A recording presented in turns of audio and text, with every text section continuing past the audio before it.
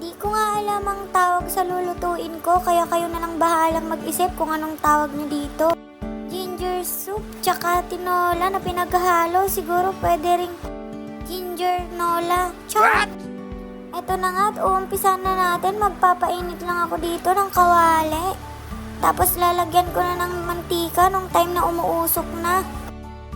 Siyempre ako yung taong kilala ng pamilya ko na maikli ang kordon. Kaya nilagay ko na agad ang luya kahit hindi pa ganun kainit ang mantika.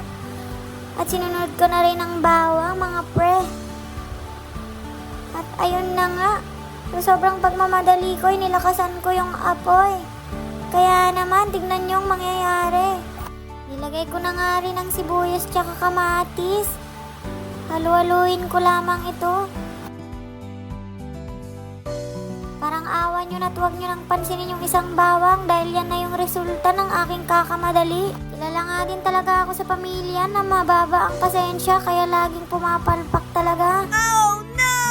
Ito na nga't ginisa ko na ang pakpak ng manok gamit ang paborito kong sandok.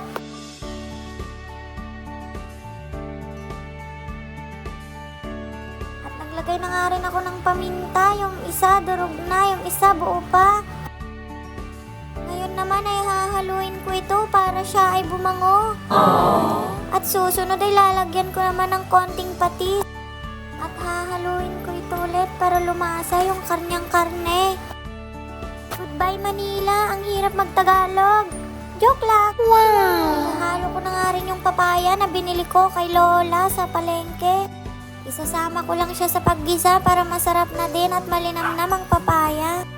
Mas masarap sana kung yung konting hinog na.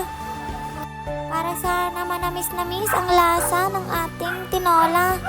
Ay, basta bahala ka na kung anong gusto mong itawag sa kanya. Akin na ngayong ikakabil ang naghugasan ko ng plato kanina. Nag-arasawan ko ng bagas kanina. Sabi kasi nila ay mas malasa pag yung nag-arasawan ang nilagay mo. Kaya akong itong si Uto-Uto ay ginawa ko.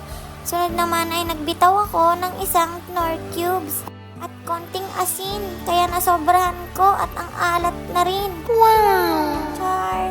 Nung kumulo na nga ay sinunod ko namang ilaglag ang tahong. Binili ko nga lang ito sa halagang 50 pesos sa palengke. Ang sarap nga nito habang kumukulo mga kaibigan. Kaya naman nilakasan ko ulit ang apoy kasi excited na akong maluto siya at magutom na ako habang binibidyo ko siya. At dito ay maglalagay na rin ako ng sandamakmak na magic sarap, pampasarap. Sa niluluto ko, ang parparalan ang sangkap. Oh no! Dito ay nagtinag din ako ng 2 siling bulok. Akin na rin itong kinalaban at pagbuburiken. Nung ramdam ko nang ang luto ng lahat ay nilaglag ko na rin ang dahon ng sili.